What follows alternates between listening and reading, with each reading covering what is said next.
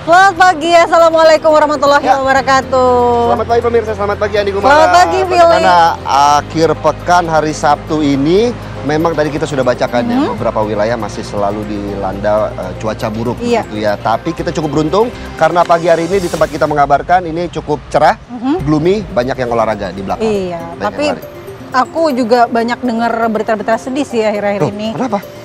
Ya kayak kita gitu mau membela Palestina, mendukung kemerdekaan Palestina, malah konsekuensinya berbuntut panjang. Bagaimana kemudian kini pihak IOC atau Internasional Olahraga begitu ya, meminta ataupun mengeluarkan rekomendasi untuk tidak menggelar event internasional apapun di Indonesia. Bagaimana kemudian dari Indonesia, Kemenpora dan juga NOC Indonesia akan melobi begitu ya, karena dinilai ini IOC memiliki standar ganda begitu ya kepada beberapa negara-negara dengan keputusan-keputusan yang selalu berbeda-beda. Iya, Rusia disanksi. Betul, Indonesia Indonesia enggak sih? Nah, itu yang akan kita bahas di hari ini, dan tentunya sebelum kita membahas itu kita juga masih memiliki beberapa berita. Salah satunya ini juga masih cuaca buruk pemirsa.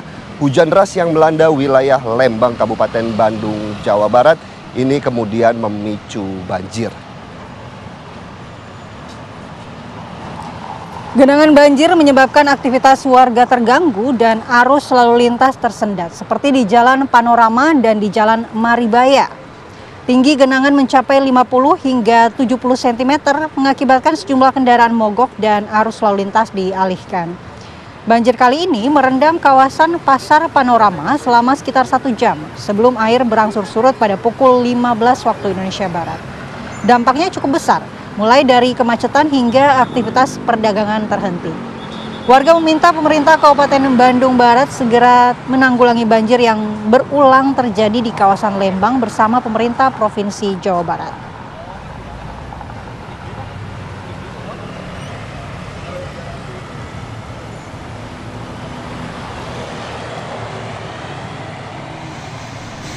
Sementara itu puluhan rumah di kompleks perumahan di Kabupaten Cirebon, Jawa Barat rusak diterjang angin kencang.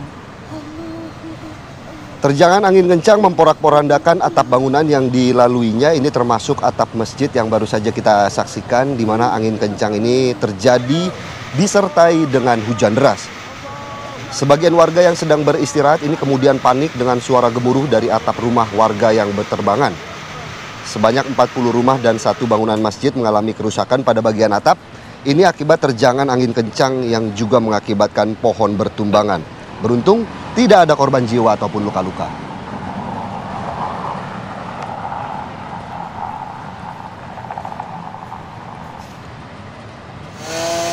Masih seputar cuaca buruk pemirsa, ini cuaca buruk juga melanda kota Padang, Sumatera Barat sejak Jumat petang yang mengakibatkan sejumlah pohon tumbang di beberapa wilayah, bahkan menimpa seorang warga. Beginilah suasana di Pantai Padang, Sumatera Barat Jumat petang pukul 17.30 waktu Indonesia Barat saat badai melanda. Angin badai bergerak dari arah barat laut Pantai Padang menuju kawasan timur kota Padang dengan awan hitam mengandung hujan. Akibatnya terjadi pohon tumbang di 5 titik kota Padang yang mengakibatkan 1 warga tertimpa dan telah dilarikan ke rumah sakit terdekat. Selain itu, 2 unit mobil serta warung dan 1 unit rumah juga rusak yang di kawasan Rimbo Tarok, Kecamatan Kuranji.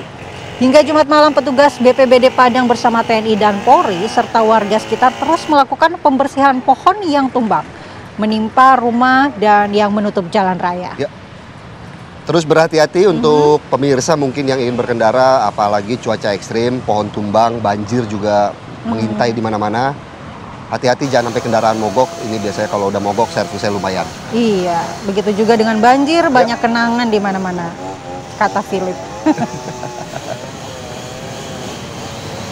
Kita ke informasi lainnya, sebuah perahu berpenumpang di Pelabuhan Banda Neira, Maluku Tengah, Maluku ini kemudian tenggelam terbalik dan tenggelam pada Kamis sore.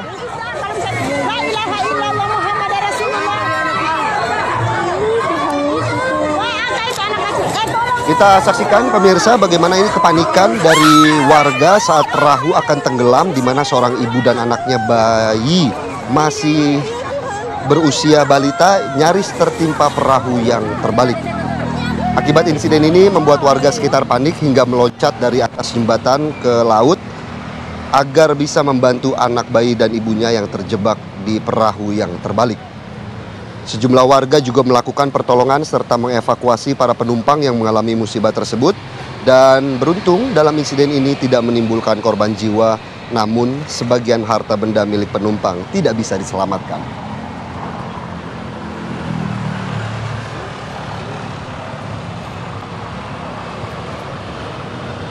Kita beralih ke berita lainnya pemirsa. Minibus tertemper kereta api ini terjadi di kawasan perlintasan kereta api tak berpalang di Deli Serdang, Sumatera Utara. Sopir minibus tewas di lokasi kejadian.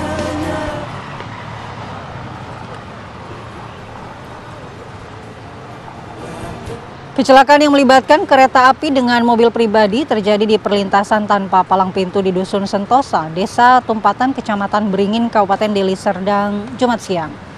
Satu orang yang merupakan pengemudi mobil tewas di lokasi, sementara 2 penumpang mengalami luka-luka serius dan langsung dilarikan ke rumah sakit terdekat.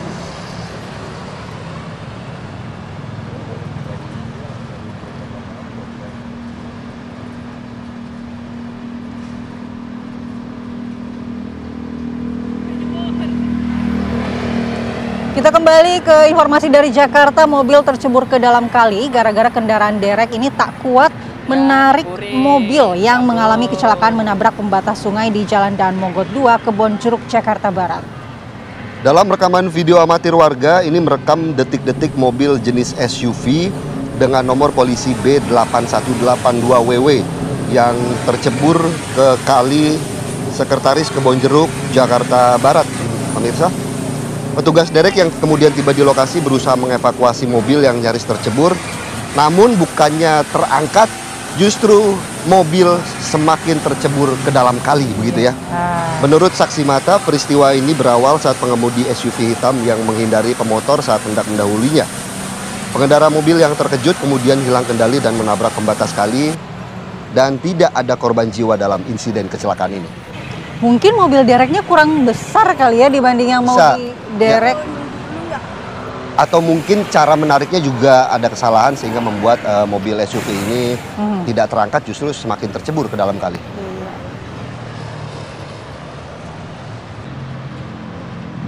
Kembali di Apa Kabar Indonesia Pagi, pemirsa, Presiden menargetkan Indonesia memiliki mobil buatan sendiri dalam 3 tahun ke depan. Betul sekali ya, bahkan dana, lahan juga disiapkan untuk pembuatan pabrik dan juga kita juga bisa menggunakan mobil buatan dalam negeri, gitu ya. Dalam sidang kabinet paripurna di Istana Negara, Presiden Prabowo mengungkapkan pemerintah menargetkan Indonesia memiliki mobil buatan sendiri dalam 3 tahun mendatang. Pemerintah sudah mengalokasikan dana dan menyiapkan lahan pabrik untuk memproduksi mobil buatan dalam negeri. Dan Presiden Prabowo meminta seluruh jajaran menteri kabinetnya menggunakan mobil buatan Indonesia atau mau.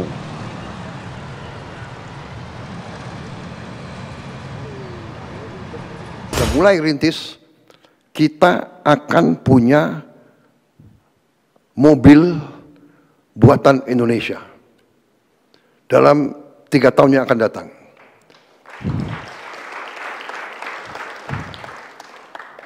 Saya sudah alokasi dana, sudah kita siapkan lahan untuk pabrik-pabriknya, sedang bekerja sekarang tim. Kita sudah menghasilkan Jeep buatan Indonesia.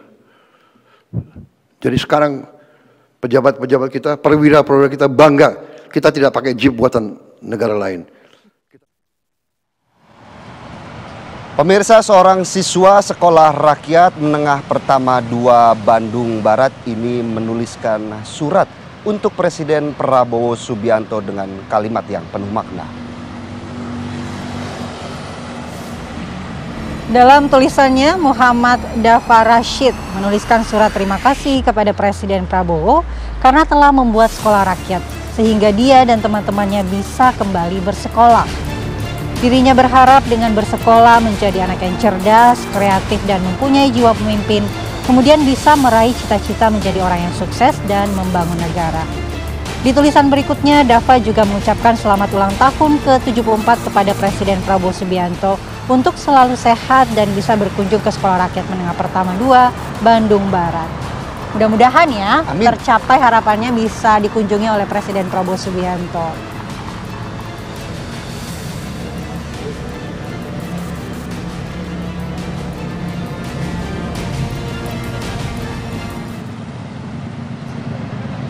Wakil Presiden Republik Indonesia Gibran Rakabuming memantau harga sejumlah kebutuhan pokok di pasar ya. Ini ada harga telur, kemudian harga ayam, daging ayam yang kemudian dicek juga oleh Wakil Presiden Gibran ini apakah masih stabil atau ada kenaikan.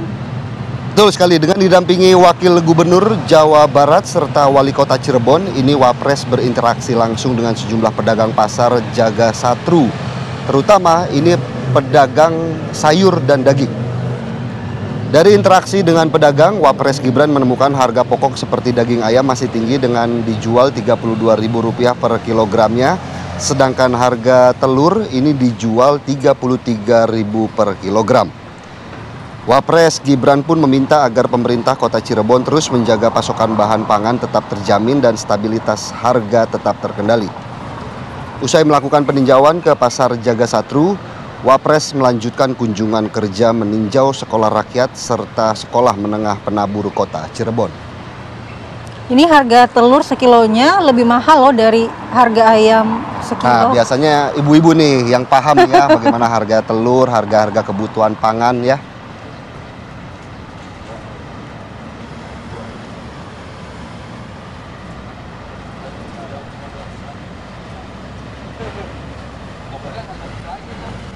Pemirsa, Menteri Koperasi Ferry Juliantono ini melakukan silaturahmi bersama dengan pimpinan redaksi media nasional sekaligus menegaskan komitmen pemerintah untuk membangun ekonomi rakyat melalui program Koperasi Desa dan Kelurahan Merah Putih. Menteri Koperasi dan UKM Ferry Juliantono didampingi jajaran pejabat kementerian memaparkan sejumlah capaian termasuk penyatuan Dewan Koperasi Indonesia serta rencana revitalisasi Institut Koperasi Indonesia sebagai pusat kaderisasi gerakan koperasi nasional. Ferry menegaskan pembangunan 80.000 koperasi desa dan kelurahan Merah Putih menjadi bagian dari upaya pemerintah untuk membangun kemandirian ekonomi di tingkat desa. Nantinya koperasi akan menjadi wadah distribusi kebutuhan masyarakat, penyalur produk pertanian dan UMKM, sekaligus instrumen penyaluran program pemerintah di wilayah pedesaan. Saat ini pembangunan visi koperasi telah dimulai di sekitar 5.000 titik di berbagai daerah dan menargetkan beroperasi pada akhir tahun 2026.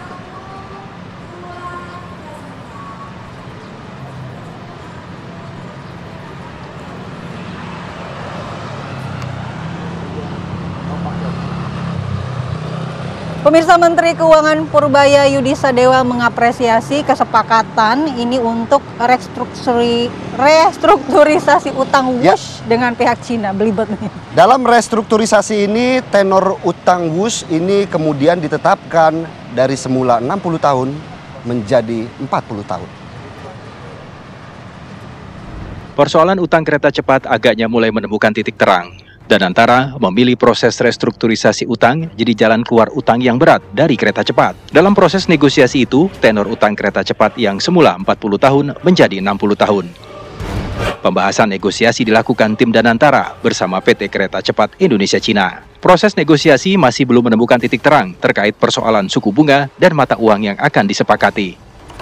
Proses ini tampaknya membuat Menteri Keuangan Purbaya Yudi Sadewa sedikit lega. Bagus. Saya nggak ikut kan, top.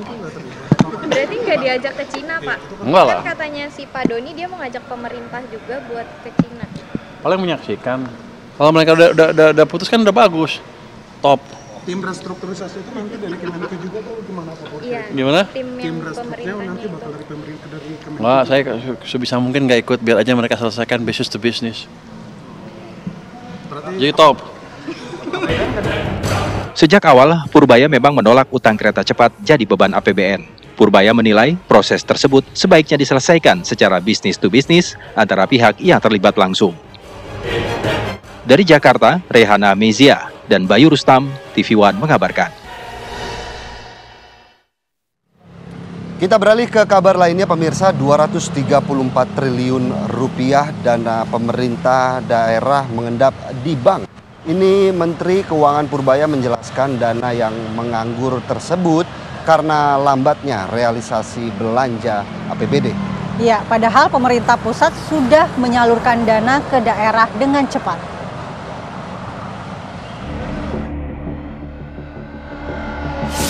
Dana pemerintah daerah yang belum terpakai dan mengendap di bank mencapai 234 triliun rupiah. Angka tersebut merupakan akumulasi simpanan daerah yang tercatat hingga akhir September 2025. Menteri Keuangan Purbaya Yudi Sadewa meminta para kepala daerah mengecek sumber data tersebut di Bank Sentral, yakni Bank Indonesia. Purbaya meyakini data yang ia terima dari BI valid. Purbaya menjelaskan dana yang menganggur tersebut karena lambatnya realisasi belanja APBD. Padahal pemerintah pusat sudah menyalurkan dana ke daerah dengan cepat. Dari BI itu dicek sama BI, harusnya betul seperti itu. Mereka harus cek lagi seperti apa dana di perbankannya mereka. Kalau dilihat datanya berbeda berarti yang didapatkan oleh pihak gubernur sama yang dari BI. Itu kan dari data dari Bank Sentral. Itu laporan dari bank yang dilaporkan setiap saat ke Bank Sentral. Harusnya itu yang betul. Sementara itu, Menteri Dalam Negeri Tito Karnavian menyebut masih ada sejumlah daerah yang lambat merealisasikan pendapatan serta belanja daerah sehingga tak sesuai target. Dari dana 234 triliun rupiah mengendap di rekening kas daerah, 134,2 triliun mengendap di pemerintahan kabupaten, 60,2 triliun mengendap di pemerintahan provinsi, dan 39,5 triliun rupiah mengendap di pemerintahan kota. Lantas, mengapa ada dana daerah yang mengendap di bank? Bagaimana dampaknya? Tim TV One mengabarkan. Kembali di Apa Kabar Indonesia pagi pemirsa, 2 orang komplotan curanmor babak belur diamuk massa saat ketahuan tengah mencuri sepeda motor milik seorang wanita di Jalan Sawah Bio, Tambora, Jakarta Barat. Kedua pelaku yang panik diteriaki pemilik motor sempat meletuskan tembakan ke udara sebanyak 3 kali, bahkan menembak pemilik motor di bagian dada. Sontak warga sekitar yang mendengar teriakan dan suara letusan tersebut beramai-ramai mendatangi lokasi kejadian hingga akhirnya kedua pelaku tertangkap. Saat ini korban telah dievakuasi ke Rumah Sakit Tarakan Tanah Abang, Jakarta Pusat untuk mendapatkan penanganan medis, sementara kedua pelaku diamankan kepolisian sektor Tambora, Jakarta Barat. Semakin mengerikan dan semakin mencekam karena pelaku curanmor ini juga memegang senjata api ya, Andi Kumala dan pemirsa. Bahkan menembak korbannya. Tidak segan-segan, tidak takut begitu ya untuk kemudian melukai korban.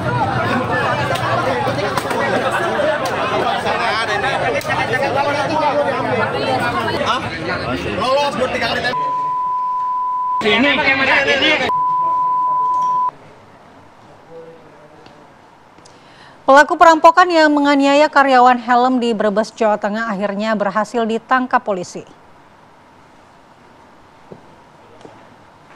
Dan pemirsa, seperti inilah kemudian rekaman CCTV yang menampilkan perampok berpura-pura untuk membeli helm. Namun saat korban lengah, pelaku langsung melakukan pemukulan berulang kali ke bagian kepala korban. Dan setelah pelariannya selama sepekan, petugas gabungan Resmo Polres Brebes dan Jatanras Polda Jawa Tengah akhirnya berhasil membekuk pelaku yang berada di tempat persembunyiannya di daerah Cikarang, Bekasi, Jawa Barat. Dari hasil rekaman CCTV, pelaku ini kemudian berhasil merampas 2 handphone dan uang sebesar Rp200.000 milik korban. Kini akibat perbuatannya, pelaku perampok kini dijerat pasal 365 KUHP dan ancaman hukumannya kurungan 9 tahun penjara.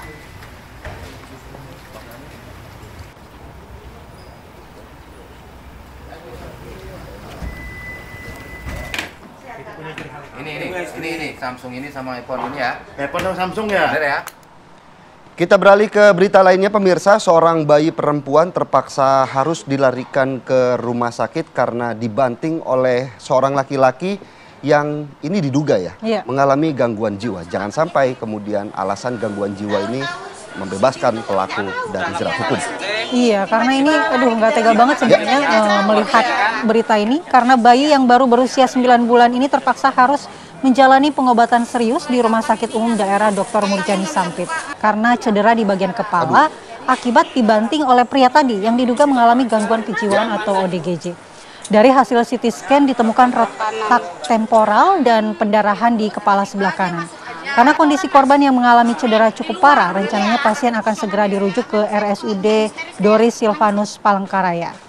Menurut ibu korban, pria ODGJ ini datang tiba-tiba dan merebut bayinya dari gendongan kakaknya. Bayi tersebut lalu dibawa keluar rumah sambil diputar-putar ODGJ tersebut di atas kepalanya. Lalu kemudian bayi tersebut dibanting di lantai beton depan rumah mereka. Saat ini lelaki yang diduga mengalami ODGJ yang membanting bayi Hana juga tengah menjalani pengobatan dan diketahui pernah menjalani perawatan di Rumah Sakit Jiwa di Banjarmasin, Kalimantan Selatan. Tapi kenapa bisa bebas berkeliaran ya? Inilah pentingnya kemudian pengawasan dari orang tua si bayi untuk terus ya juga ikut memperhatikan.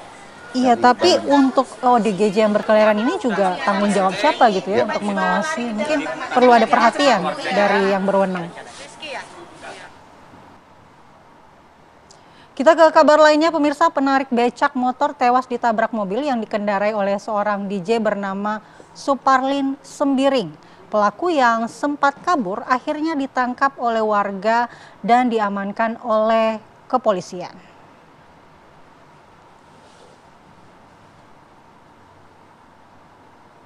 Seperti inilah pemirsa bagaimana kita lihat rekaman CCTV yang memperlihatkan mobil melaju cukup kencang sehingga menabrak becak motor yang menyebabkan korban tewas.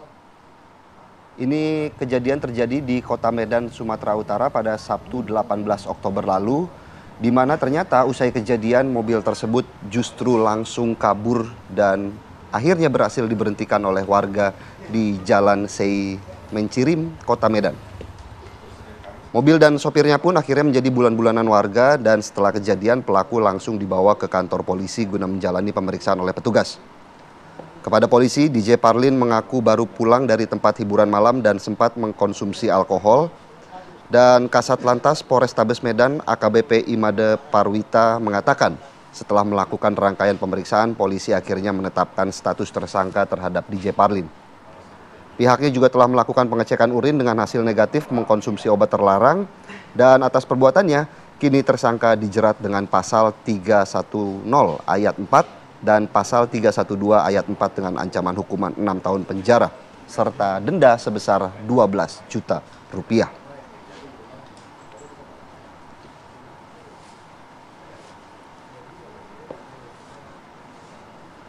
Lalu bagaimana sebenarnya ya Andi Kumala dan pemirsa kronologis pada malam kejadian penabrakan? Kita sudah terhubung dengan AKBP Imade Parwita selaku Kasat Lantas Polrestabes Medan. Selamat pagi Pak Kasat Lantas. Selamat pagi Mas Philip, Mbak Kumala. Selamat pagi pemirsa TV Pak Kasat, mungkin bisa dijelaskan Pak Kasat ini bagaimana awal dari kronologi kejadian hingga akhirnya DJ Parlin ini kemudian menabrak begitu ya seorang becak motor dan kemudian melarikan diri. Terima kasih.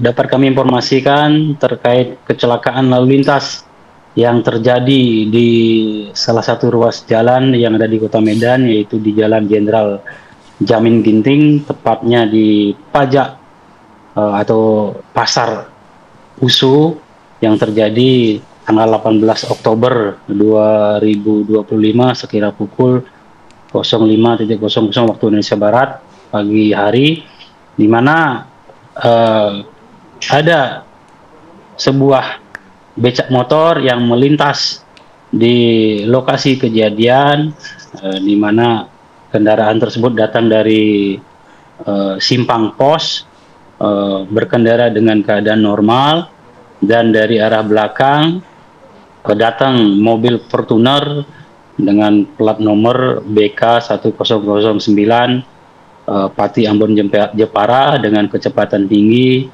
menabrak pengemudi becak motor sampai terpental dan membentur sebuah pohon sehingga menyebabkan korban meninggal dunia di TKP, yang mana korban atas nama Bapak Fauji, 59 tahun, laki-laki, pekerjaan sebagai wira swasta, dalam hal ini pengemudi becak motor.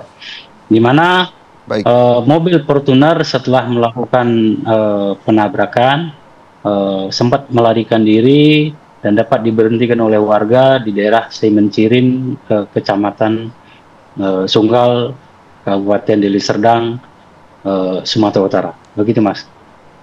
Iya, Pak Kasat, mengingat profesi dari pelaku dan juga waktu yang terjadi ini malam hari, apakah benar ini pelaku dibawa pengaruh alkohol, Pak Kasat? Terima kasih. Hasil pemeriksaan yang kami lakukan terhadap tersangka itu sendiri, Saudara Suparlin Sembiring, saksi-saksi yang mengetahui di lokasi, dan pengemudi penumpang mobil Fortuner yang ada di mobil tersebut, yang bersangkutan memang menerangkan bahwa yang bersangkutan sempat meminum minuman alkohol dan baru keluar dari tempat hiburan malam.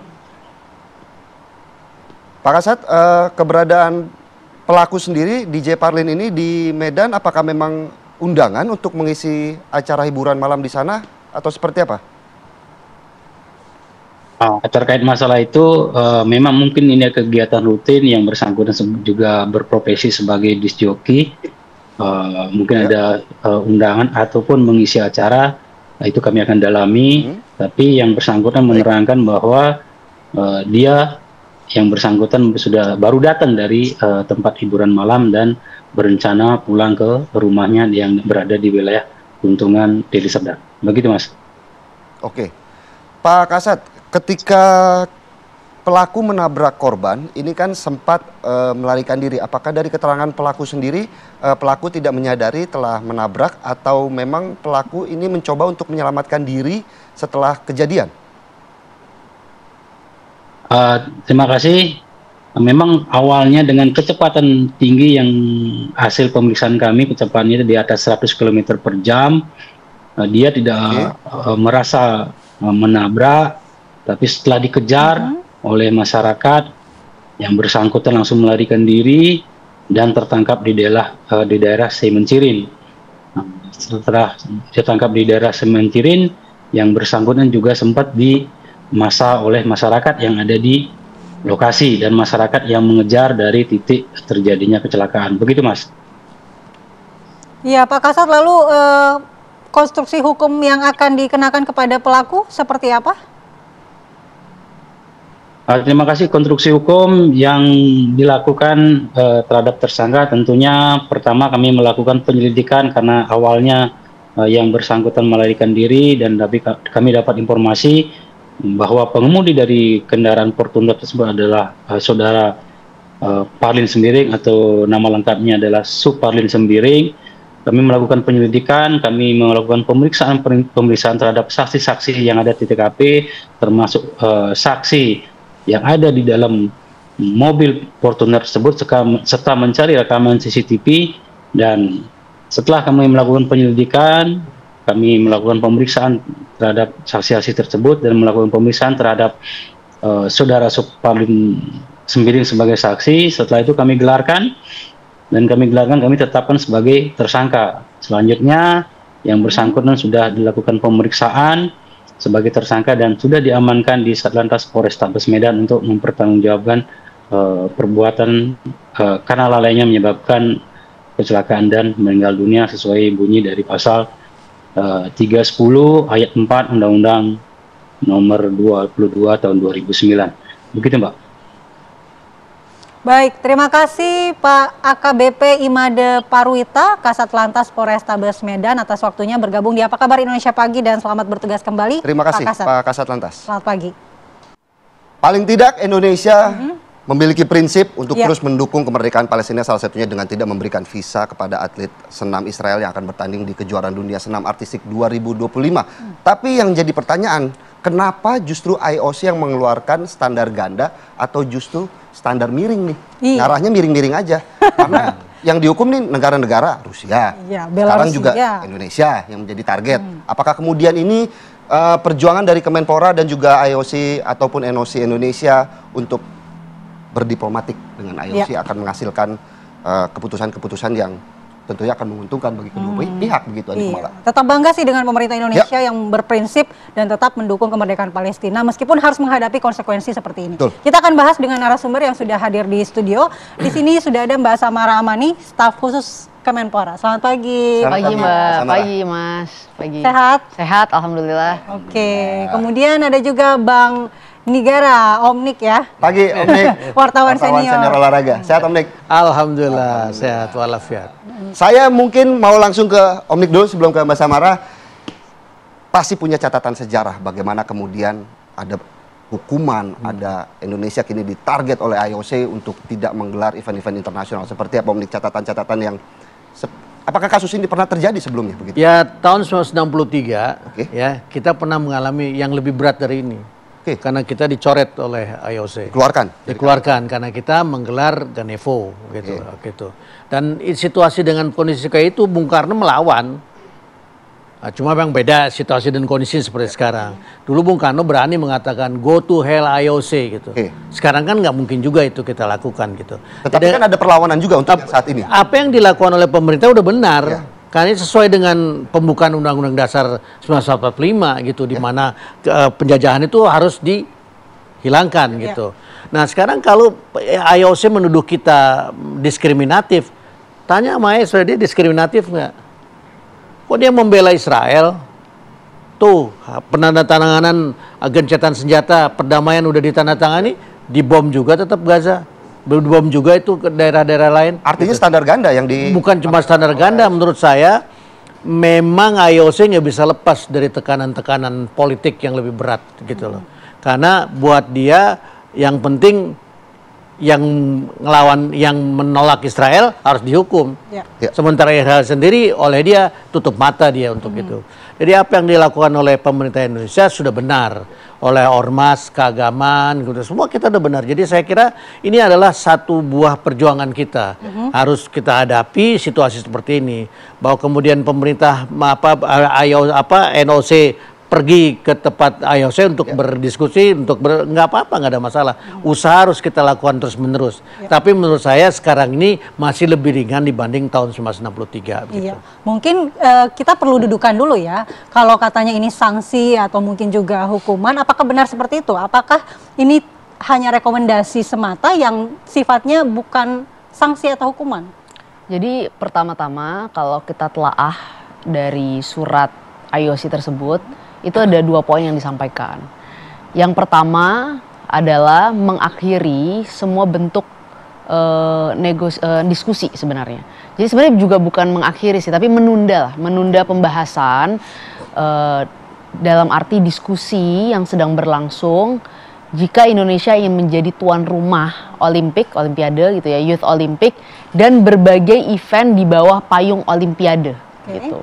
Kemudian yang kedua, mereka memberikan rekomendasi kepada federasi-federasi internasional atau international federation agar Indonesia itu diperhatikan kembali kelayakannya sebagai tuan rumah kejuaraan dunia atau event internasional gitu. Jadi itu 2 poin tersebut. Nah, dari 2 poin tersebut sebenarnya kita melihat itu masih ada ruang untuk kita bernegosiasi. Dan yang perlu ditegaskan ini yang jangan sampai juga simpang siur adalah ini adalah efeknya terhadap tuan rumah gitu, dampaknya terhadap tuan rumah gitu. Meskipun masih ada ruang negosiasi ya, sekarang sedang dilakukan oleh KOI gitu, NOC Indonesia sebagai badan yang berada di bawah naungan IOC. Sehingga jangan sampai ada yang berpikir bahwa Indonesia tidak bisa ikut serta dalam Olimpiade. Indonesia sampai saat ini masih tetap bisa mengirimkan atlet, masih tetap bisa mengirimkan delegasi dalam kegiatan-kegiatan Olimpiade gitu, dan Olimpiade 2028, dan yang berkaitan juga dengan event-event kejuaraan internasional lainnya gitu yang mungkin tidak di bawah payung IOC juga gitu. Jadi itu yang perlu kita tegaskan. Gitu. Oke, Mbak Samara, sedikit kemudian membedah sedikit ya, artinya kan rekomendasi yang dikeluarkan IOC ini kan untuk event-event yang single event atau mungkin semua bentuk Indonesia sebagai tuan rumah untuk menyelenggarakan multi event juga sudah tidak bisa lagi seperti itu. Nah, kalau dia di bawah payung IOC, dibilang tidak bisa lagi, mereka bilang menunda pembahasan gitu. Dan mereka kan sebenarnya mengundang KOI gitu ya, untuk berdiskusi secara langsung jika ada. Dan memang sekarang kan Ketua Umum KOI sedang berada di Timur Tengah untuk mencoba melakukan negosiasi dengan IOC gitu. Jadi poin itu ada, dan Pak Menpora juga terus berkomunikasi kok dengan KOI. Karena yang perlu dijelaskan di sini, memang Indonesia melakukan ruang negosiasi itu harus melalui KOI. Karena KOI lah, NOC Indonesia lah sebagai badan yang berada di bawah naungan IOC gitu. Ini kan ada asas sportiva gitu, Lex Sportiva di sini, yang dimana kita harus hargai, dimana di sini relasinya ya antara KOI dan IOC. Tapi artinya begitu ya. Betul, antara badan yang di bawah naungannya dan IOC gitu kan.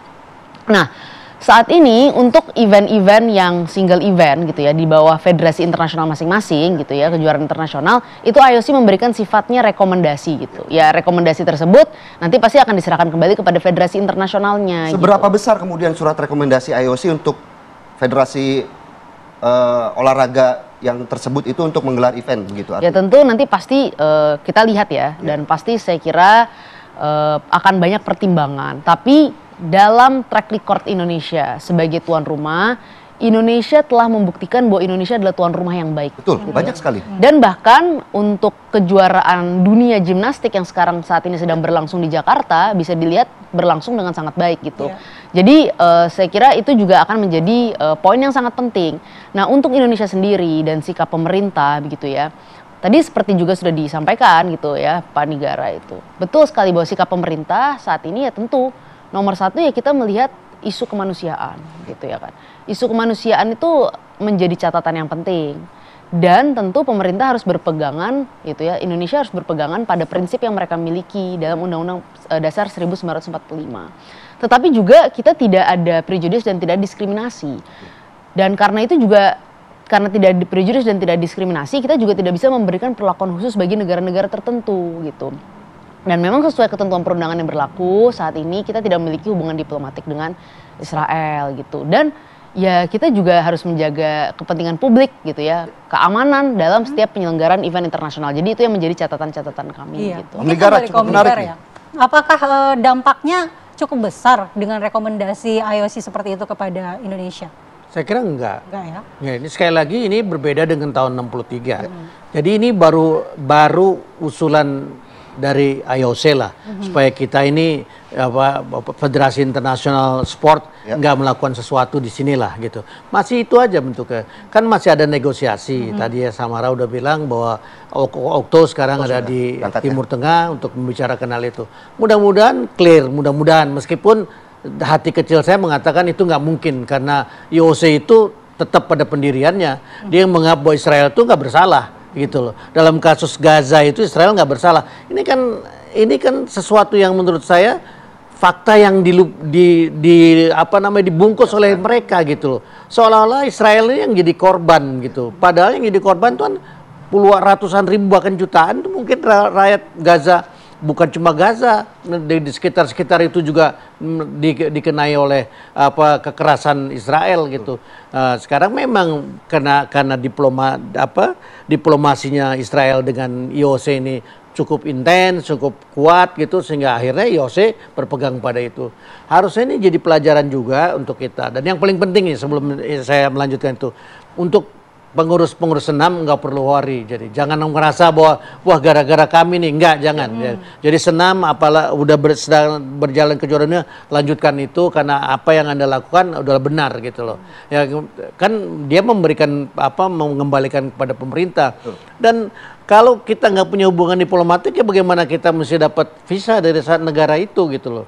Jadi kembali ke situ, saya kira apa yang dilakukan oleh Okto harus maksimal supaya paling tidak usaha yang kita lakukan sampai ke titiknya, supaya orang juga tak paham bahwa kita ini juga berusaha, bukan enggak gitu. Jadi ini bukan hukuman yang blek gitu, seperti kita pernah di-ban oleh FIFA lah, kata kasus dualisme PSSI. Kan kita pernah di bench tuh. Nah, saya juga nggak pernah takut tuh. Kenapa? Karena penonton kita lebih banyak. Market kita besar begitu ya? Iya, makanya sebentar aja dihukumnya. Ini pun IOC berpikir kok, penonton olahraga di Indonesia paling gila. Dan surga nonton olahraga tuh cuma di Indonesia. Di mana-mana nggak bisa kita nonton semaunya. Harus bayar, harus ini enggak. Kita mau nonton apa aja bisa. Gitu. Baik, cukup menarik juga salah satunya bagaimana apa yang dilakukan oleh Indonesia ini kemudian mendapat dukungan dari Rusia juga yang menyuarakan bahwa Indonesia jangan sampai direkomendasikan untuk tidak menggelar berbagai turnamen internasional di Indonesia begitu. Dan kita akan bahas di segmen selanjutnya. Tetaplah bersama kami di Apa Kabar Indonesia Pagi, pemirsa. Kita lanjutkan dialog di Apa Kabar Indonesia Pagi. Saya mau ke Mbak Samara. Mbak Samara, tentu pemerintah Indonesia sebelum mengambil keputusan ini sudah memperhitungkan resikonya. Apa sih mitigasi yang sudah disiapkan Kemenpora, baik itu jangka pendek maupun jangka panjang, untuk olahraga kita di dalam negeri itu masih terus berlanjut? Oke, jadi tentu saja kita menyadari ya bahwa setiap keputusan itu memiliki konsekuensi. Tapi tadi kita kan juga memiliki prinsip yang harus dipegang. Nah memang ya harus diakui bahwa Pak Menpora, Pak Erick Thohir ini kan baru dilantik pada tanggal 17 September kemarin. Jadi beliau adalah Menpora baru. Dan ketika baru dilantik kan banyak fokus-fokus yang menjadi perhatian kita. Seperti persiapan SEA Games, kemudian ada transformasi deregulasi, peraturan, kementerian gitu ya. Dan juga kita kan lagi fokus mengenai pembangunan pusat latihan tim nasional yang rencana mau dibangun. Jadi fokus-fokus itu sempat membuat kita ya tidak mengetahui ada isu ini gitu kan, baru menjadi Menpora beliau. Nah begitu isu ini kemudian mengemuka, tersampaikan, beliau langsung memanggil Ketua KOI dan Persani gitu ya, Federasi Senam Indonesia, untuk kemudian berbicara dan menyampaikan isu security dan safety gitu, keamanan dan keselamatan gitu, dan tentu ya terkait ya prinsip yang kita miliki gitu kan. Nah ya tentu saja dengan komunikasi-komunikasi itu Pak Menpora menyampaikan agar KOI dan Persani mulai melakukan komunikasi dan diskusi dengan ya federasi internasionalnya gitu ya, Persani dengan federasi internasionalnya, senam internasional, dan kemudian KOI mungkin mulai ya berbicara juga dengan IOC gitu. Jadi hal itu sudah kita lakukan dengan cara komunikasi yang kita bisa lakukan ya, karena kan Kemenpora memiliki keterbatasan juga dalam hal ini gitu ya kan, karena ya Pak Nigara tahu betul lah, teman-teman tahu betul bahwa di dalam dunia olahraga internasional itu semuanya tuh ada strukturnya gitu ya, baik ada International Federation-nya, mereka berkomunikasi dengan federasi nasionalnya, baik pun juga begitu KOI sebagai NOC berkomunikasi dengan IOC sebagai badannya gitu. Jadi itu sudah dilakukan, potensi itu sudah ada, dan kemarin juga Pak Menpora sudah sampaikan ini akan menjadi kebijakan di konferensi pers bahwa kedepannya untuk memitigasi resiko-resiko yang terjadi semacam ini,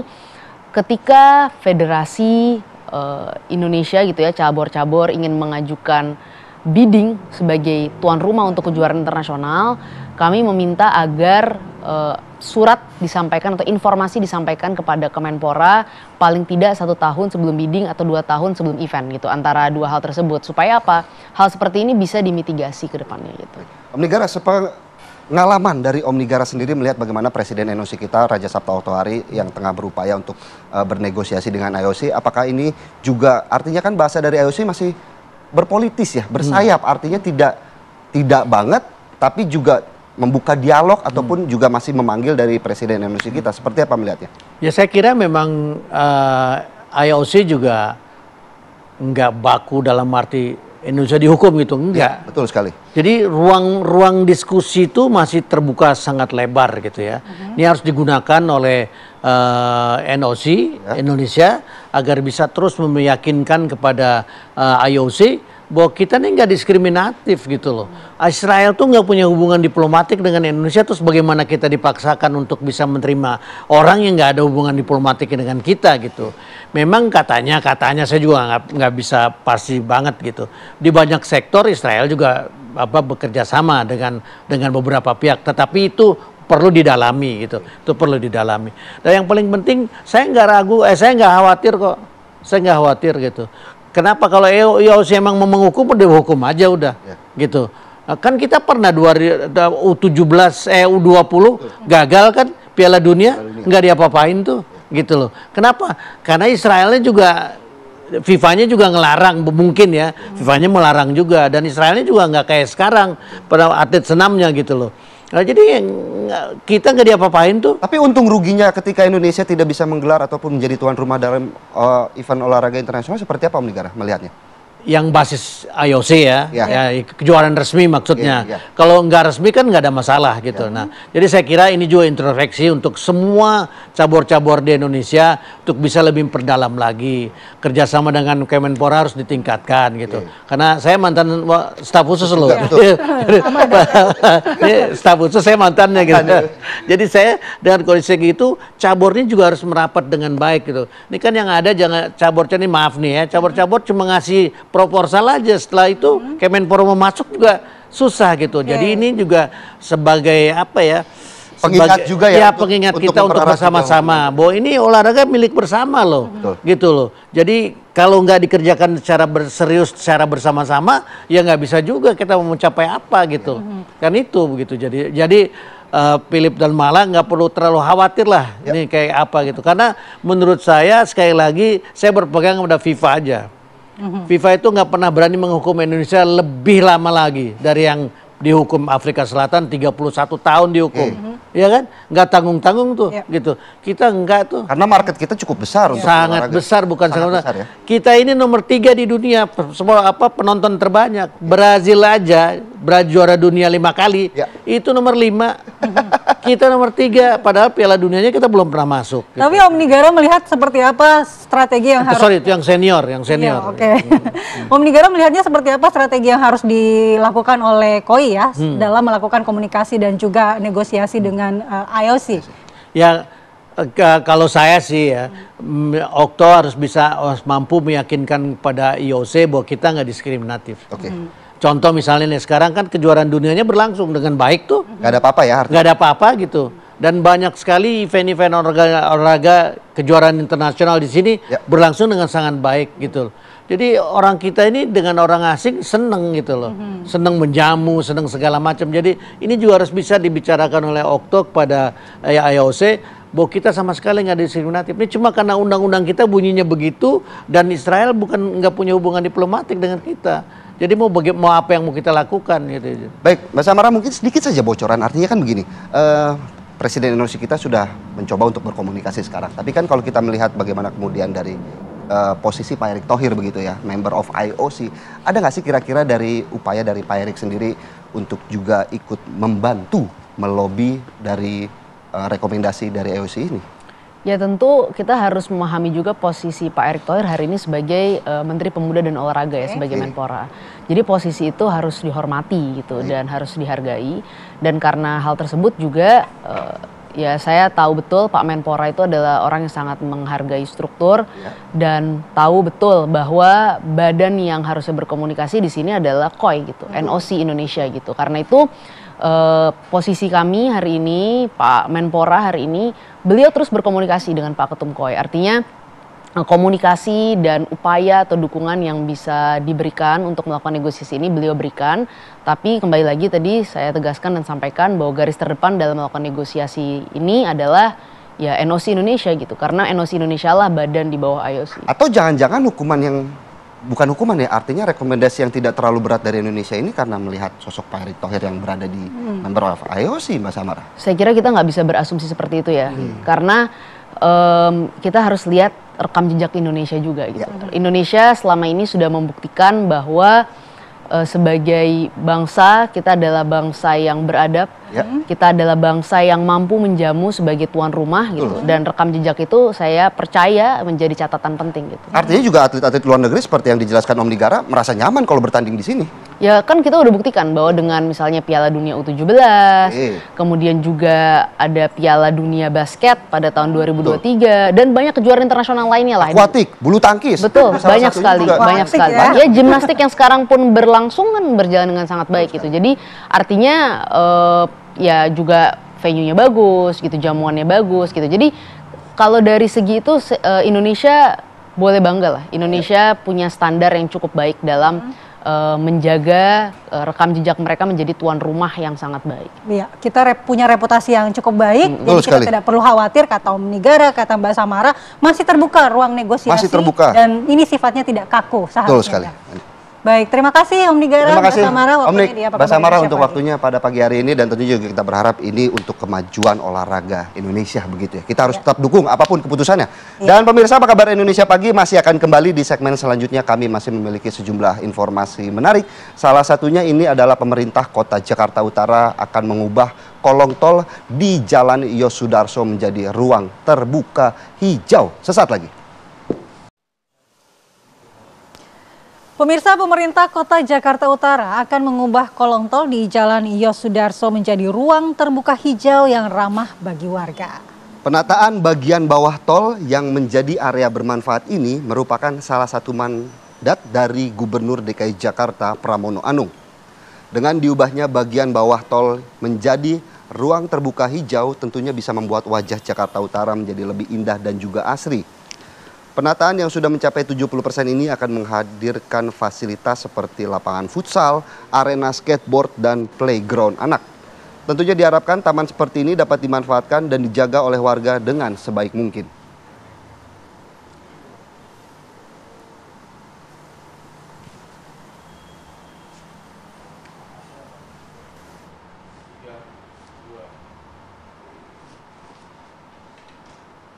Dan kita akan memantau langsung di lokasi pemanfaatan bagian bawah tol ini untuk ruang terbuka hijau. Sudah ada rekan kami, Sinedin Duhan di sana. Selamat pagi Duhan, silakan dengan informasi Anda dari sana. Ya, malam Philip dan juga pemirsa, Anda kembali di Apa Kabar Indonesia Pagi on Location bersama saya Sinedin Duhan. Dan kali ini saya ada di kolong jembatan ini sebagai patokan, letaknya tepat di depan Polres Jakarta Utara. Karena Pemkot Jakarta Utara ini berencana untuk merapihkan kolong-kolong tol yang berada di Jakarta Utara, lebih tepatnya ini di Jalan Yosudarso. Ini cukup panjang sebetulnya, ini merupakan fase kedua, yang mana fase pertama sudah sempat diselesaikan beberapa bulan yang lalu dan sudah langsung diresmikan juga oleh Gubernur Jakarta Pramono Anung, yaitu Taman Cipitung. Kalau kami lihat dari bentuknya, ini yang berada kolong jalan tol yang berada tepat di depan Polres Jakarta Utara ini bentuknya tidak jauh beda seperti yang berada di Cipitung, seperti itu dari mulai arah tempat balik arah atau turnover. Ini berbentuknya meliuk-liuk si tamannya. Jadi nanti titik tempat saya berdiri ini kalau kita bandingkan dengan yang ada di tempat Cipitung, ini nantinya akan menjadi tempat untuk berjalan. Tempat untuk berjalan, lalu di sebelah sini ini digunakan untuk tanaman-tanaman sehingga ini akan menjadi ruang terbuka hijau yang berada di kolong jalan tol. Namun sempat ada masukan, Philip dan juga pemirsa, dari warga Jakarta Utara yang meminta agar kolong jembatan ini bukan hanya dibuat menjadi lebih estetik atau lebih cantik tentunya yang sudah berhasil dilakukan di Cipitung, tapi juga diberi pengamanan yang lebih seperti itu dengan diberikannya petugas yang menjaga, lalu juga diberikannya pagar seperti itu. Nah, kebetulan di titik tempat saya berdiri sekarang masih belum ada pagar, namun di seberang itu sudah dibuat bangunan serupa mirip dengan Cipitung, namun sudah dipasang pagar. Dan di sebelah sana sepertinya pembangunannya sudah memasuki tahap 80 hingga 90%. Namun di titik tempat saya mengabarkan ini masih sekitar 70%. Ini pun memang masih belum rapi nantinya seperti apa. Namun terlihat sudah mulai ditata bagian untuk jalan air seperti apa. Lalu juga nanti yang dapat dilalui oleh warga seperti apa. Tentunya juga hal ini mengantisipasi bahwa kawasan bawah tol yang berada di Jakarta Utara ini nantinya akan digunakan sebagai tempat yang kumuh, bahkan digunakan untuk tidur oleh beberapa oknum yang tidak bertanggung jawab seperti itu. Nah, selain dari ruang terbuka hijau yang tempat saya mengabarkan sekarang sedang dibangun, tentunya nanti akan dibangun beberapa fasilitas lain yang mirip seperti Taman Cipitung yang juga merupakan fase 1. Nantinya akan dibangun tempat untuk skateboard. Biasanya tempat untuk skateboard ini akan dipakai di bagian ujung dari jembatannya. Jika kita lihat posisinya, ini akan berada di ujung mengarah ke arah jalan tol. Memang terlihat sekali bahwa untuk tembok-tembok yang berada di samping itu sudah tidak sampai ke pilar ujung, namun dari satu pilar menuju pilar yang paling ujung itu sudah dikosongkan. Nah, jika kita berkaca pada desain yang ada di Taman Cipitung, maka di tempat ujung itu akan digunakan sebagai tempat untuk skateboard. Seperti yang kita tahu, memang lahan untuk skateboard sendiri cukup minim di Jakarta, sehingga beberapa skateboarder ini memilih untuk berskateboard di trotoar-trotoar yang mana nantinya akan menyebabkan jalan yang harusnya digunakan untuk pedestrian ini justru menjadi rusak, sehingga pembuatan tempat bermain skateboard di bawah kolong jembatan ini menjadi salah satu solusi untuk masyarakat yang memang hobi untuk bermain skateboard. Selain dari skateboard juga, jika kita mengaca kepada desain yang berada di Taman Cipitung, maka nantinya akan ada fasilitas-fasilitas lain seperti WC umum, termasuk juga lapang futsal. Namun sayangnya sejauh ini yang kami lihat di kolong jembatan tol Yosudarso, tepat berada di depan Polres Jakarta Utara, ini kami masih belum melihat space mana yang nantinya akan digunakan sebagai lapang futsal seperti itu. Sejauh ini yang masih memungkinkan untuk kami lihat adalah ruang terbuka hijau yang dapat digunakan nanti untuk duduk-duduk, lalu untuk berbincang bersama keluarga, dan juga lahan untuk skateboard yang berada di ujung. Kami masih akan terus memantau bagaimana nanti proses pembangunan ini akan berlangsung. Saat ini masih 70% dan akan segera diselesaikan hingga 100%, sehingga juga pemandangan di Jakarta Utara yang juga cukup banyak kolong-kolong jembatan di sini nantinya akan semakin baik. Untuk sementara itu informasi yang dapat kami sampaikan. Saya kembalikan ke studio. Baik, terima kasih Zinedine Duhan untuk laporannya langsung dari bawah tol Yosudarso yang tentunya akan dijadikan kawasan hijau dan juga semakin cantik di sana. Terima kasih, Duhan.